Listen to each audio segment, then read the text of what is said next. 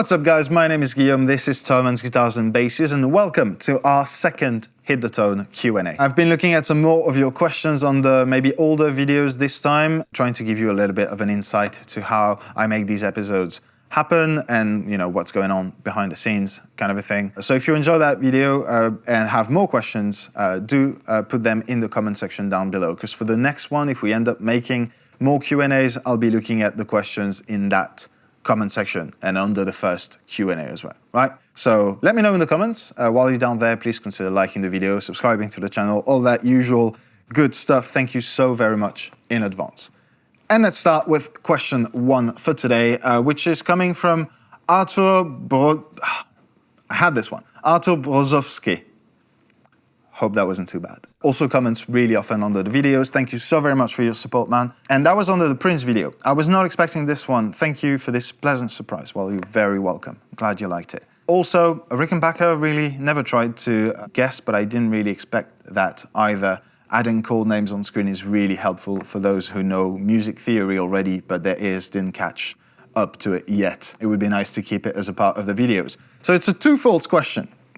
It's a twofold compliment and then a question. But thank you so very much for that. I really appreciate it. I always make a point of telling you guys that you're in charge of what I'm doing on the format, right? And I'll usually go way back also, like, and try and catch up on comments that were under the very first episodes and try and make that happen at some point, because as you know, we're shooting these episodes in bulks. We can't always make all of it happen. So I'll go back to all the comment sections and try and make everyone happy with that. And that was the case for Prince. Prince was a very early on recommendation. Also, Rickenbacker, really, yeah, and that one I know for sure, for once, because there's a bunch of interviews with Wendy, who explains, you know, what the guitar was, sort of the live recording kind of a situation there. And the final part of your question, adding chord's name on screen is really helpful for those who know music theory already. I'm glad you appreciated that. We didn't do it a lot. We did it for, I think, and you guys tell me if I'm wrong, but that was the Prince video and the Christmas special, maybe? Either Christmas special or the John Mayer I'm Gonna Find Another You video, on which we did the same thing. Because these are so much based on feel and not as much as, like, it's really hard to read correctly off of a tab. So putting the chord names on the screen were definitely the easiest option for us to give you like a bit more of an insight as to how to play the riff. That being said, it's not always the case. For these particular songs, it made the most sense, but for a lot of what I do here and what we do, tabs just usually make more sense and just are easier altogether to just link in the description box for simpler licks and things that are not really chord-based. I know it'll reach out to more people and enable more people to learn the song. And that's always my primary objective. So I understand where you're from, and this is something that we'll definitely do again in the future if that kind of very chordal song is being tackled on here. Otherwise, I think for now it still makes more sense to stick to tabs for most songs and you know, have the occasional exception in there. But thank you very much for your question and your comments in general. Really appreciate them. And on to question number 2 from Daniel Doran. Daniel Doran hasn't been very kind to me. Sometimes for good reasons, obviously. But yeah, as of late, put a bunch of comments under the videos. Can we buy this guy a guitar tuner? It's the second video he's been out of tune in, which is fair. I understand where you're from. I'll spare the rest of the comment, really. But yeah, that's something that happened a couple of times on these episodes, mostly when we track partly directly or use chorus. Because I don't wear any sort of in-ear, I don't have any direct signal of my guitar going back to me. It's just the room sound with the amp. And sometimes using those effects, you can't really hear immediately that you're slightly sharp or flat. So that's part of it. And there's also the fact that, and that's linked to how we shoot the episodes, right? We order some gear, it comes here, take it out the box, film, put it back in the box after cleaning, right? that doesn't give the guitars a lot of time to adjust. So it wouldn't be fair for me to say during the episode, oh my God, that guitar cannot stay in tune. Because it's probably not the guitar's fault, right? If the guitar had been in the room for longer, time to adjust, maybe a string change, that kind of a thing, right? Or a solid setup, it would be a lot easier on me and on the guitar.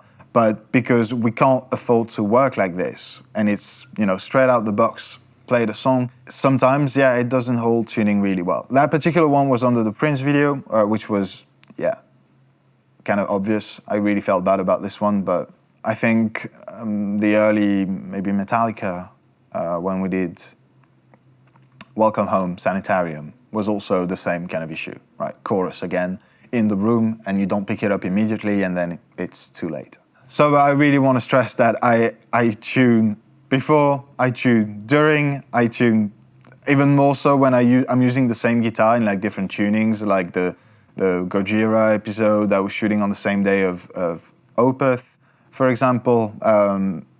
Or I did that once with the Floyd guitar. We ended up not releasing that episode because it was just like detuning a Floyd in between two episodes without any time to settle was a mistake. I should have known.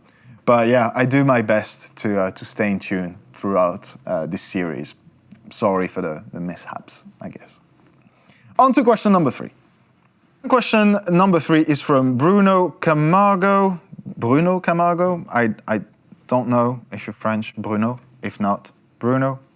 Hi Guillaume, if possible, could you play the riffs without pedals just for comparison, maybe in the end of videos? Thanks a lot. That is a really good idea. That's an idea that I also had originally for the format, and when we started, if you go back to the earlier ones, every time I give you like a sample of just the guitar into the amp without using the pedals. I still stand by that, and I think I'm gonna try and bring it back a little bit more because your comment makes a ton of sense.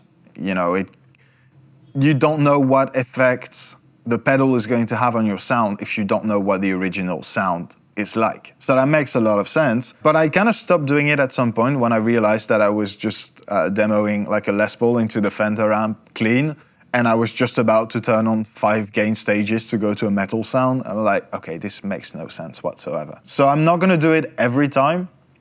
If the pedal is the core of the sound, for the metal hit the tones where I'm using a pedal into a clean amp, I'm not gonna do it because it doesn't make any sense. It's just the pedal that you're hearing, basically. But for the episodes where I'm boosting into something, I'll definitely bring it back. It's a very good point. So thank you for your comment. And that leads us to our final question for the day. Question number 4 from Harald Stexels.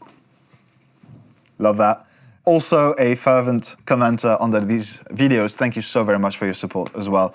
And under the Wednesday videos as well, and Guitar Tech Tips, I see you out there. So thank you very much for watching the videos. And you commented, I am a beginner and wondering how you play this without any scratching noise when sliding on the strings. I don't see you lifting up your finger between power chords. Any suggestions? That was under the Black Sabbath video, Paranoid. And I completely get what you mean because it does happen a lot here as well. There are some scratching noises, some of them that we leave in the mix, some of them that will slightly cut out, right? So the scratching happens when you go from one chord to the next, mostly when you're going from one bar chord to the next. And so for playing something like Paranoid, it's very, very evident. So there are 2 things that you can do about this. The first one is if you're recording it and you have every intention of doing a cover, for example, that's something that you can sort of fix in post. These scratchings are usually happening at a very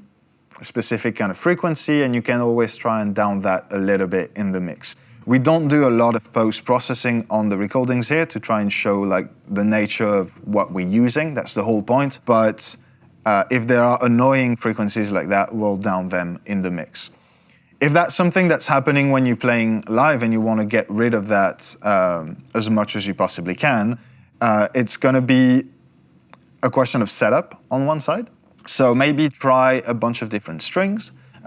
Instead of using pure nickel or just nickel plated, give a try at the other thing. Obviously, if you're using coated strings, that might completely solve the issue as well, although it does introduce like different problems, but it's not the point here, right? Maybe you'll end up with a little bit fewer parasite noises if you're using stiffer strings because you won't have as much fret scraping and they won't be as wobbly, for lack of better words. And there's also a bunch of cool accessories that you can use to minimize that. The groove gear fret wraps, for example, that are mostly recommended for like bass or people who do a lot of two-hand tapping with a lot of gain, for example. That'll help dampen all of these, unwanted sounds. So if I were you, I'd look already into your own setup, not as much as a technique on your left hand, although, you do want to pay attention and not like purposely just scrape all the strings from going from one chord to the next, and be a little bit lighter on that side as well. But then look into your setup, and if that still doesn't fix it, then go and have a look at these accessories and try and see if that works for you. But just to wrap it up, thank you so very much for your question. I hope my answer was sort of useful. I hope my answers were sort of useful for today. Thank you guys ever so much for your support and your comments. Please keep them coming, because if that video works and if you guys enjoy it, I'll do some more and I'll pick out some of the questions from this comment section. On that, I wish you all a fantastic week, and I'll see you next Monday in a new episode of Hit the Tone.